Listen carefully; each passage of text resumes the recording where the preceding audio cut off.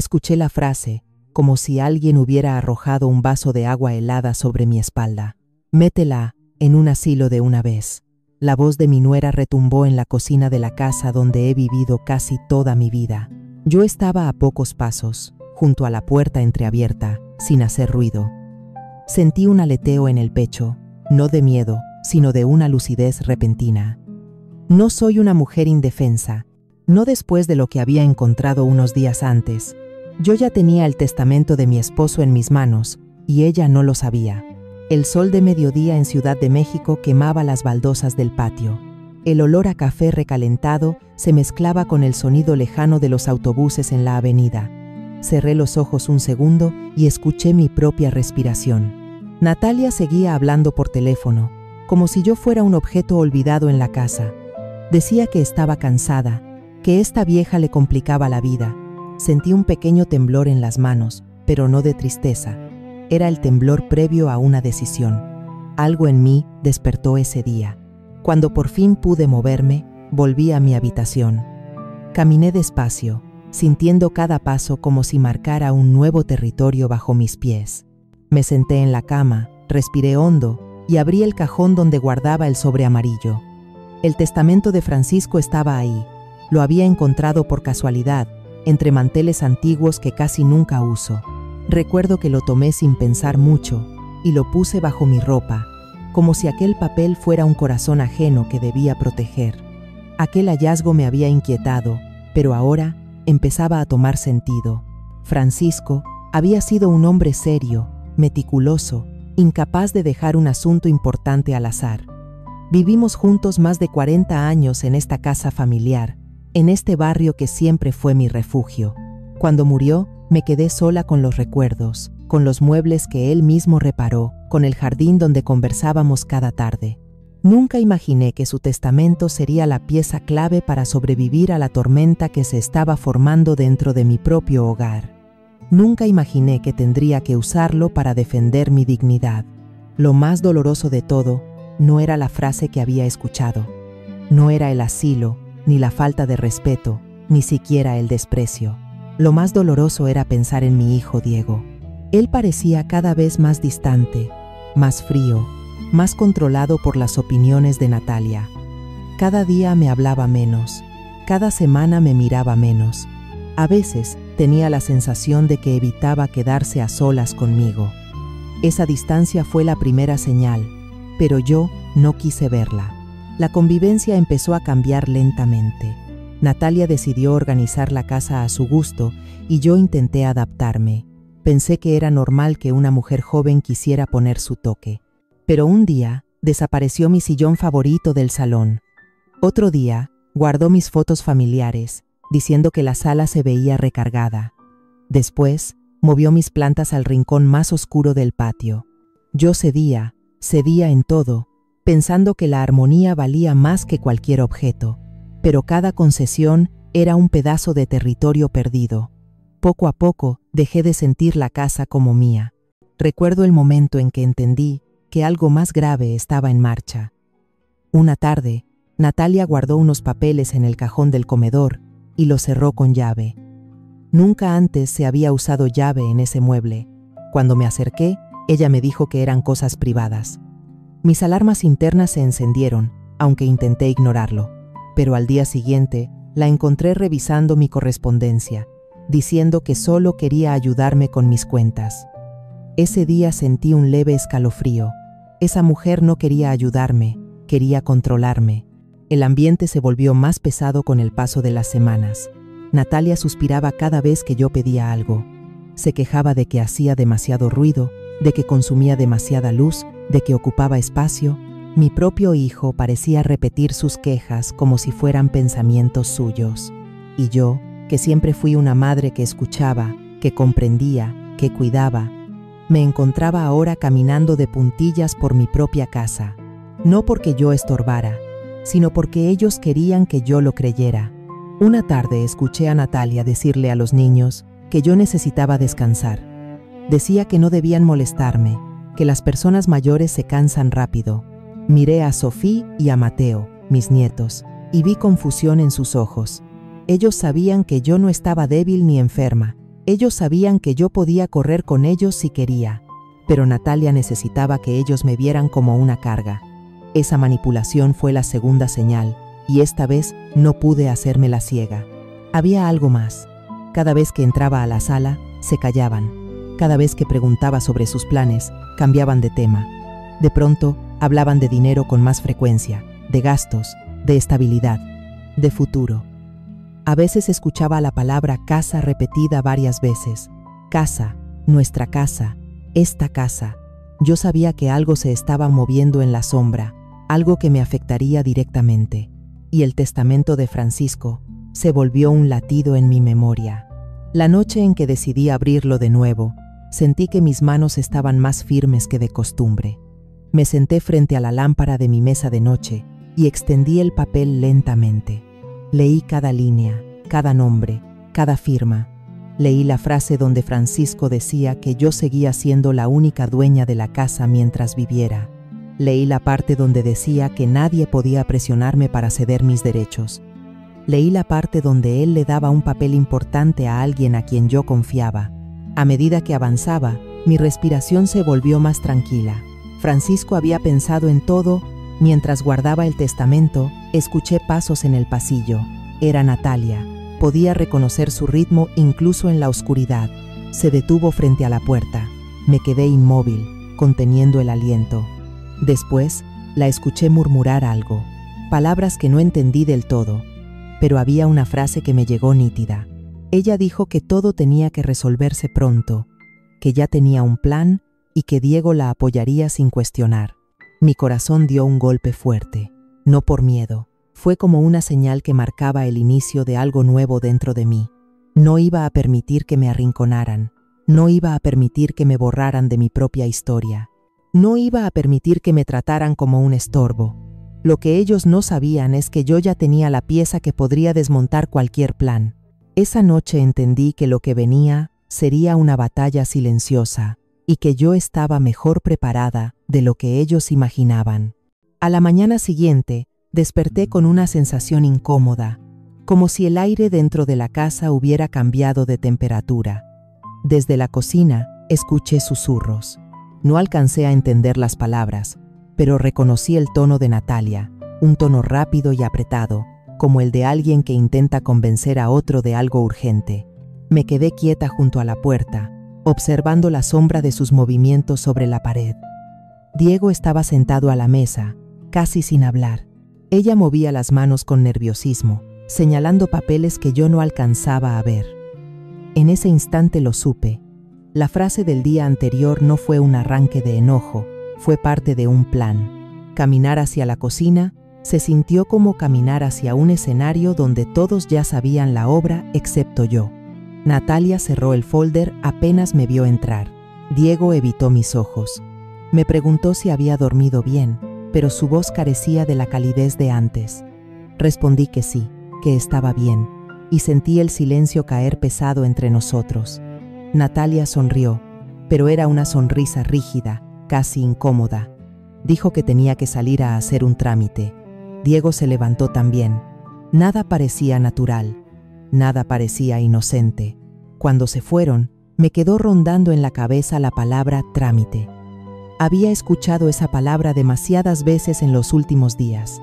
Trámite para el seguro, trámite para actualizar datos, trámite para organizar cuentas. Yo me preguntaba qué tanto había que tramitar en una casa donde todo estaba ya establecido desde años atrás. Abrí los cajones del comedor y me encontré con que uno de ellos tenía marcas frescas, como si lo hubieran abierto y cerrado muchas veces. Sentí una desconfianza profunda y al mismo tiempo una claridad creciente. Esa misma tarde, mientras preparaba un guiso sencillo para los niños, Natalia regresó con expresión tensa. Me pidió que no tocara la correspondencia porque ella se encargaría de revisarla. Dijo que quería evitar que yo me confundiera con tantos papeles. Yo sabía que no era por mi bien, era por el suyo. Por primera vez en muchos días, la miré directamente. Ella sostuvo mi mirada apenas unos segundos. Luego buscó algo en su bolsa y subió las escaleras sin decir más.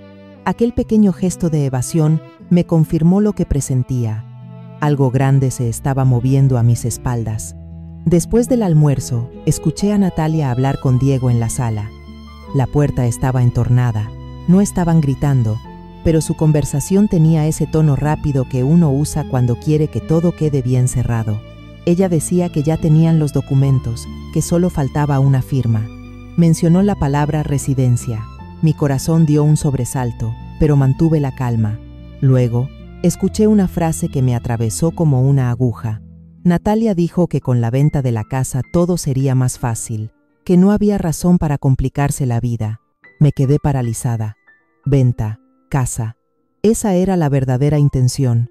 No era que yo estuviera cansada, ni que necesitaran espacio, ni que quisieran mi bienestar. Era la casa, la herencia, la seguridad financiera que habían encontrado bajo mi techo. En ese momento, cada gesto de los últimos meses se reacomodó en mi memoria. La llave en el cajón, los susurros, las reuniones inesperadas, las llamadas a números desconocidos. Todo encajaba. Al atardecer, mientras los niños hacían la tarea, escuché pasos en el pasillo. Era Diego. Se acercó a mi puerta, dudó un instante y entró. Se sentó en la silla frente a mi cama con una expresión extraña, como si quisiera decir algo, pero no encontrara las palabras. Le pregunté si todo estaba bien. Él dijo que sí, pero su voz estaba cargada de ansiedad. Después confesó que Natalia estaba preocupada por el futuro, que mantener la casa era pesado, que quizá debíamos pensar en alternativas. Yo escuché en silencio. No quería interrumpirlo. Quería oír hasta dónde llegaría. Diego dijo que habían ido a ver un lugar tranquilo, donde yo podría estar más cuidada, una residencia donde tendría compañía, actividades, atención. Usó un lenguaje suave, casi ensayado. Yo sabía que no eran sus palabras, eran palabras sembradas por Natalia. Él seguía hablando de comodidad, de seguridad, de una vida más fácil para todos. Finalmente soltó lo que realmente le inquietaba. Dijo que había un abogado que podía guiarnos sobre la casa. Ya habían hablado con él. Sentí un dolor profundo atravesar mi pecho, no por lo que estaban planeando, sino porque él no había venido a decírmelo desde el principio. Mi propio hijo, mi niño, el que yo cuidé tantas noches cuando tenía fiebre, el que me abrazaba fuerte cuando tenía miedo, él ahora participaba en un plan para desplazarme de mi hogar. Lo miré con serenidad y le dije que agradecía su preocupación. Él parecía aliviado por mi respuesta, como si esperaba un grito o un llanto. Pero yo no iba a darle ese alivio. No iba a mostrar fragilidad ante una decisión que yo podía enfrentar con más fuerza de la que imaginaban. Esa noche, mientras todos dormían, salí silenciosamente hacia la sala. Observé los muebles, las fotos que quedaban, las paredes donde estaban marcadas las sombras de mis cuadros. Era mi historia, mi vida, mi familia. Cada rincón tenía la memoria de Francisco, y ahora querían sacarme de todo eso como si fuera un mueble viejo. Pasé la mano por la mesa de madera, donde firmamos nuestros primeros papeles de la casa. Recordé a Francisco riendo mientras decía que esta casa siempre sería nuestro refugio. Sus palabras resonaron en mi corazón como un eco lejano, y una fuerza nueva comenzó a crecer en mí.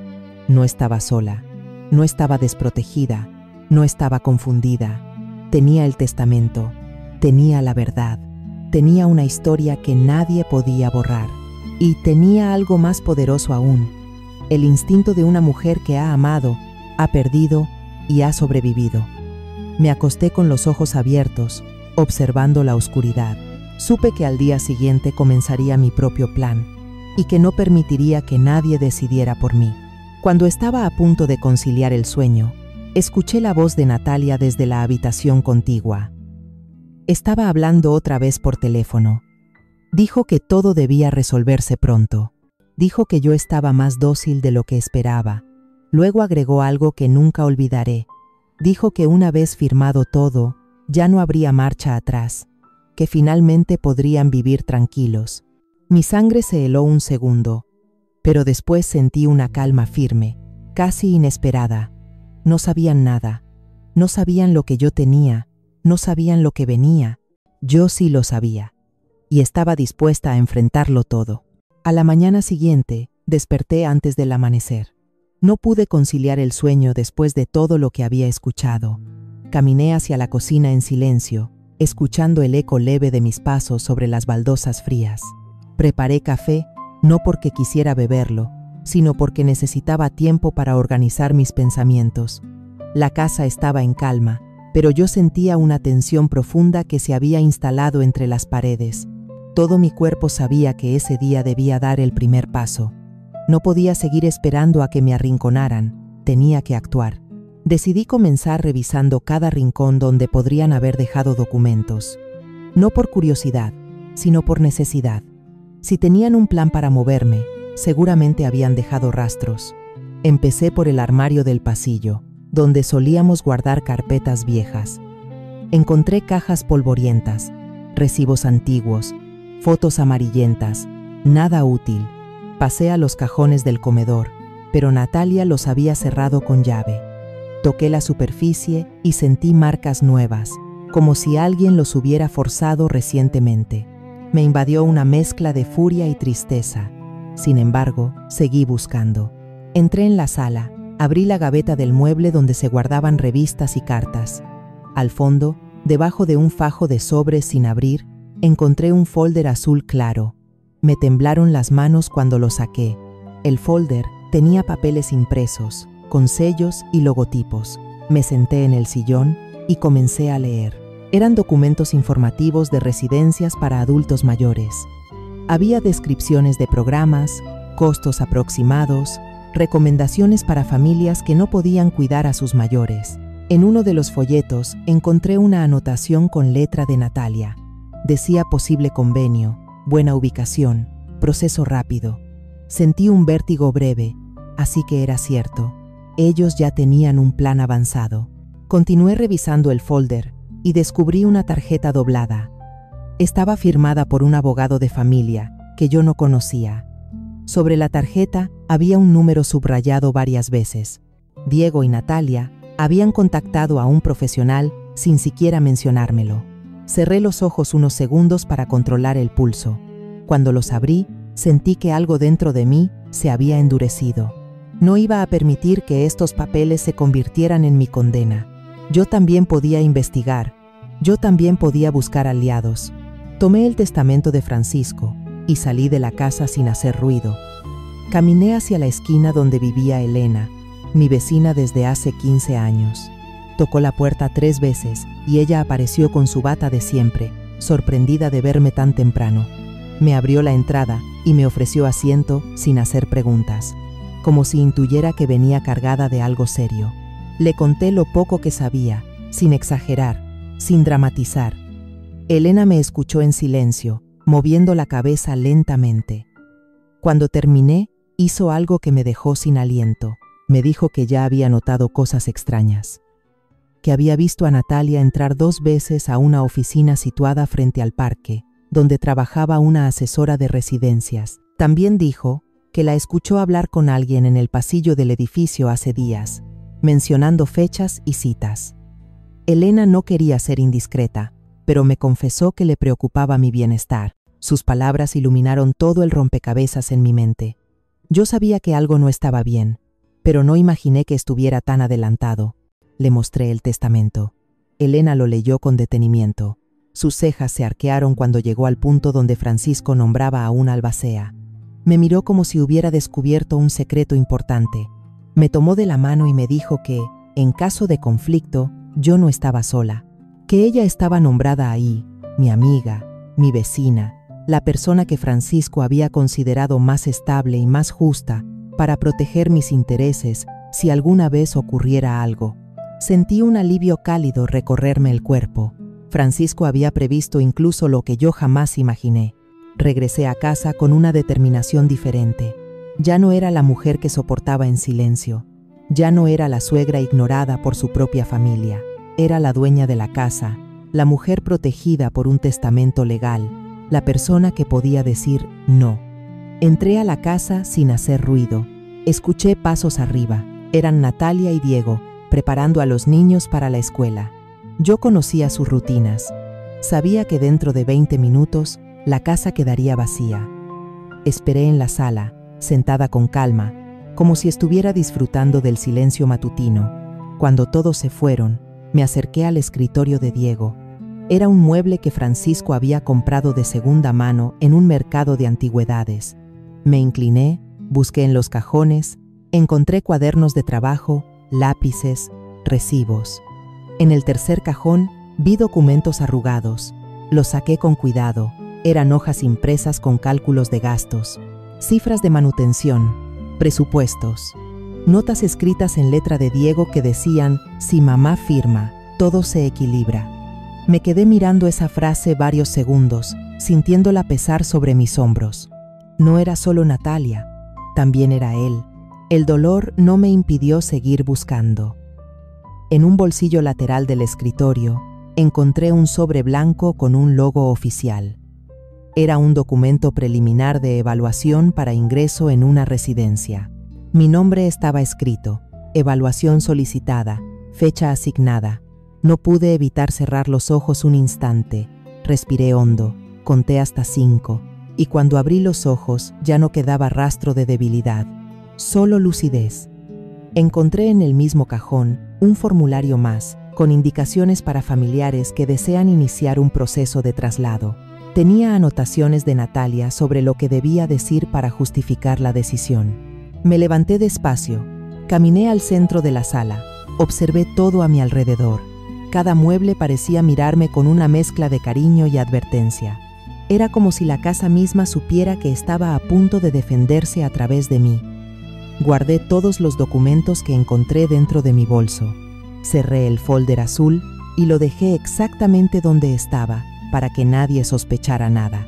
Miré el reloj. Todavía tenía tiempo antes de que regresaran, y lo aproveché. Tomé mi bolso, mis gafas, el testamento, y salí rumbo al despacho del abogado que me recomendó Elena.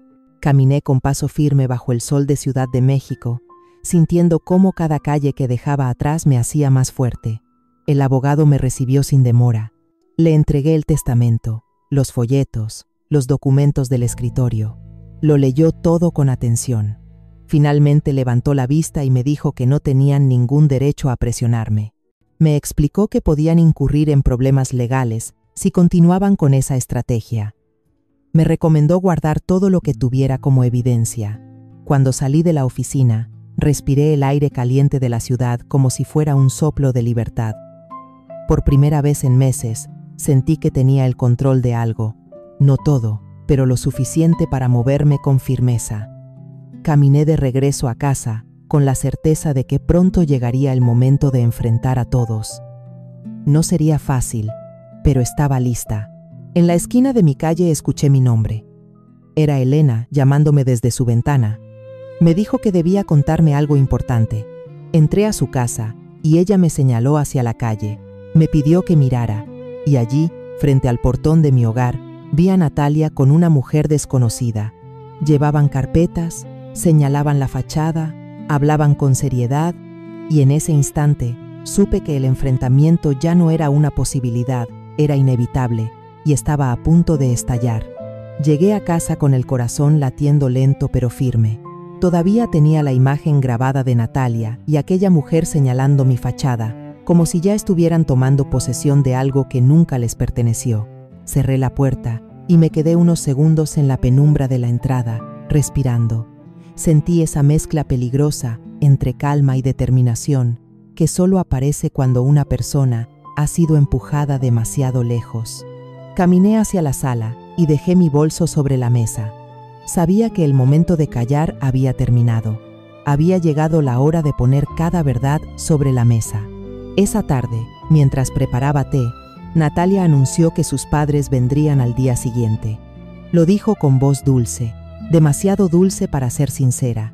Comentó que querían hablar sobre el futuro de la familia, que sería bueno que todos estuviéramos presentes. Yo asentí en silencio. Ella pensó que yo aceptaba con docilidad, pero por dentro estaba organizando cada detalle del encuentro. No necesitaba gritar, no necesitaba discutir.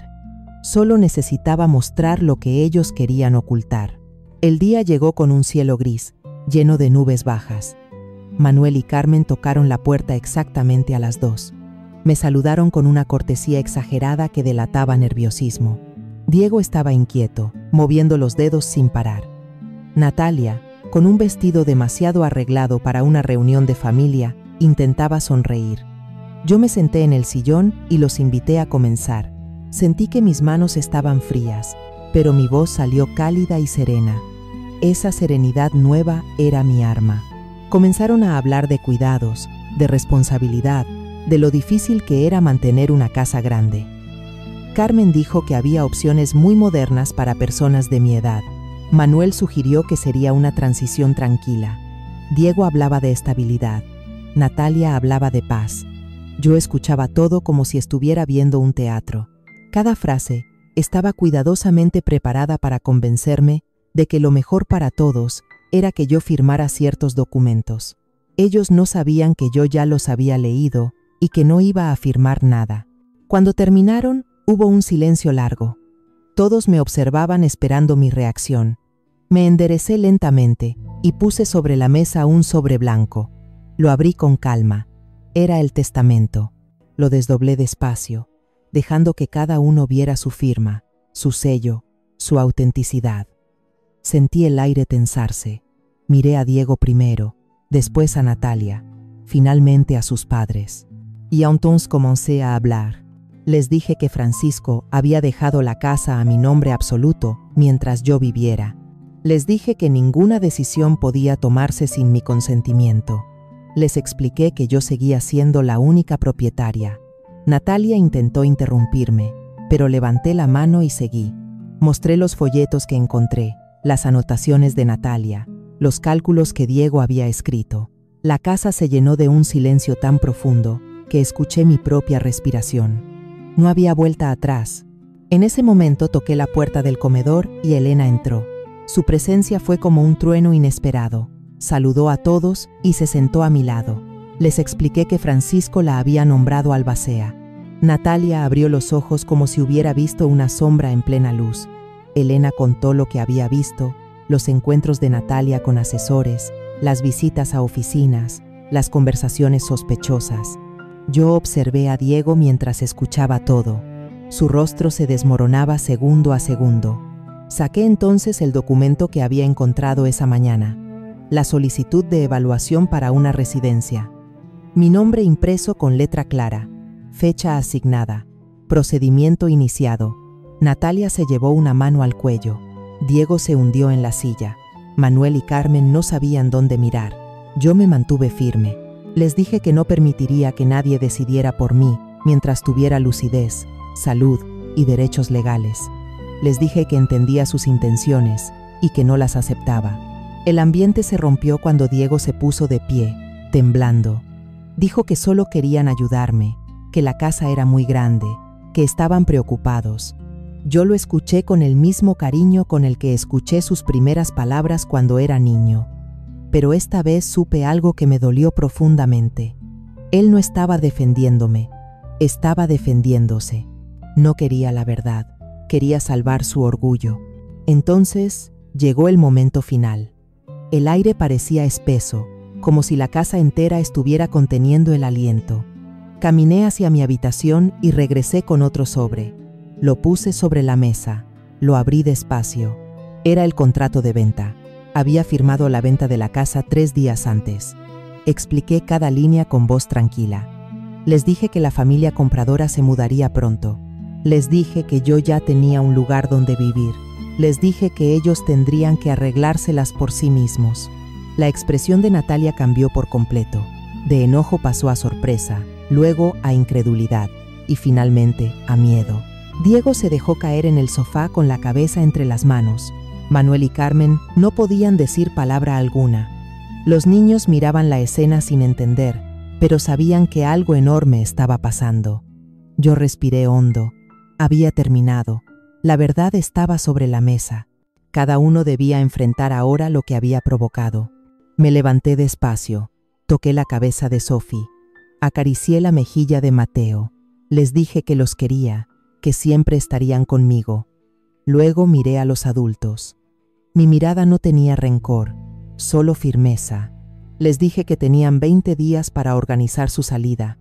que la nueva familia necesitaba la casa, que yo seguiría adelante con mi vida.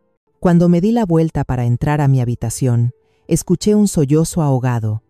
No supe si era de Diego o de Natalia. Cerré la puerta suavemente. Me senté en el borde de la cama y dejé escapar un suspiro que llevaba meses guardando. Allí, en la quietud de mi cuarto, entendí que el conflicto había terminado, pero que la verdadera paz apenas comenzaba. Los días siguientes transcurrieron como si la casa hubiera cambiado de dueño antes de tiempo. El silencio era distinto, más denso, más frío. Cada mañana escuchaba cómo Diego caminaba por el pasillo sin rumbo, como si buscara algo que no encontraba. Natalia casi no hablaba. Pasaba largos ratos en la cocina, sin mover un solo objeto, solo mirando el vacío. Podía sentir su desconcierto, no porque lamentara lo que intentó hacer, sino porque su plan había caído como un castillo de arena. Yo me movía por la casa con calma, sin apuros, recogiendo mis cosas, preparando mi nueva vida y observando cómo ellos enfrentaban la realidad que habían provocado. Una tarde, mientras acomodaba mis libros en cajas para la mudanza, escuché la voz temblorosa de Diego llamándome desde la sala. Entré y lo encontré sentado con los codos en las rodillas, la mirada perdida. Me dijo que no sabía cómo enfrentar lo que venía, que nunca imaginó verse sin casa, sin estabilidad, sin la idea cómoda de que todo seguiría igual. Lo escuché sin interrumpirlo. Sentí compasión, pero no pena. Él había tomado decisiones y ahora estaba descubriendo sus consecuencias. Me pidió perdón. Fue un perdón honesto, pero también tardío. Yo lo recibí con dignidad, sin reproches. Le dije que siempre sería mi hijo, pero que tenía que aprender a levantar su propia vida con sus propias manos. Los niños fueron quienes más me dolieron en esos días. Sophie me buscaba cada mañana para preguntarme si en mi nuevo hogar habría espacio para ella. Mateo me abrazaba con fuerza cada vez que entraba a mi habitación. Ellos no entendían el conflicto, entendían el afecto, y ese afecto iba a permanecer intacto. Les dije que podrían visitarme siempre. Les conté sobre el balcón con plantas, sobre el sillón donde podríamos leer, sobre los paseos en el parque cercano. Sus rostros se iluminaron. Ellos serían la pieza más suave de mi nueva vida. Cuando llegó el día de la mudanza, los camiones se estacionaron frente a la casa. El sol estaba alto y había una brisa cálida que movía las cortinas del salón. Observé cómo los hombres cargaban mis cajas con cuidado. Sentí una mezcla de nostalgia y alivio. Esta casa había sido mi refugio, mi escenario, mi historia. Pero también había sido mi trampa en los últimos años. Necesitaba cerrar esa etapa para recuperar la paz. Mientras guardaban mi última caja, me quedé de pie en la entrada, observando cada rincón por última vez y agradeciendo todo lo que había vivido allí. Pensé en Francisco, en sus risas, en sus manos arreglando el jardín, en nuestras charlas de madrugada. Pensé en lo orgulloso que estaría de verme ahora, no sumisa, no callada, no asustada, sino firme, consciente y dueña de mi destino. Su testamento había sido más que un documento, había sido un acto de amor, un escudo que me protegió cuando la traición intentó derribarme. Caminé por el pasillo hacia la puerta principal, sintiendo que él estaba conmigo, como si su presencia permaneciera en las paredes, guiándome hacia lo que venía. Al salir a la calle, miré por última vez la fachada. Natalia estaba detrás de la ventana del comedor. Su expresión era una mezcla de rabia, vergüenza y derrota. No alcé la mano para saludar. No era necesario. Entre ella y yo quedaba un puente roto que no volvería a construirse. Diego bajó la mirada cuando pasó cerca de mí. Yo le toqué el hombro levemente y le deseé serenidad. Él necesitaba aprender. Ella necesitaba enfrentar su propio espejo. Y yo necesitaba renacer. El trayecto hacia mi nuevo apartamento fue silencioso. Observé la ciudad pasar ante mis ojos como si fuera un paisaje que se despedía. Al llegar, el portero me dio la bienvenida con una sonrisa amable. El edificio era luminoso, con plantas en los pasillos y un olor a madera recién pulida. Entré en mi nuevo hogar y el sol inundó la sala. Dejé mis cosas sobre la mesa y caminé hacia la ventana. El parque estaba justo enfrente. Los árboles se movían con suavidad, como si me invitaran a respirar de nuevo. Las primeras semanas fueron un bálsamo. Aprendí a disfrutar del silencio sin miedo. Me acostumbré al sonido de las campanas de la iglesia cercana, al aroma del pan recién horneado en la panadería de la esquina, a la libertad de abrir la puerta cada mañana sin sentirme vigilada. Elena me visitaba 2 veces por semana. Los niños venían los fines de semana y llenaban el apartamento de risas. Yo volvía a sentirme útil, viva, presente. Poco a poco recuperé la alegría de las pequeñas cosas: preparar café sin prisa, regar mis plantas al amanecer, salir a caminar por el parque, leer al atardecer sentada junto a la ventana. Volví a sentir que mi vida me pertenecía, que ninguna decisión se tomaría sin mi voz, que ninguna relación valía si no venía acompañada de respeto. La dignidad que había perdido en silencio regresó a mí, como un río que retorna a su cauce. Un día, mientras acomodaba flores en un jarrón, comprendí algo esencial. La justicia llega de muchas formas. A veces llega con tribunales, a veces llega con palabras, pero otras, las más profundas, llegan con decisiones firmes y silenciosas. Yo me salvé el día que entendí que no debía esperar a que otros valoraran mi lugar. Me salvé el día que decidí recuperarlo. Hoy, mientras miro el parque desde mi balcón, sé que lo que viví fue doloroso, pero también liberador. A mi edad, una aprende que la vida siempre da una oportunidad para renacer, y yo la tomé. Gracias por escucharme en este relato de vida real.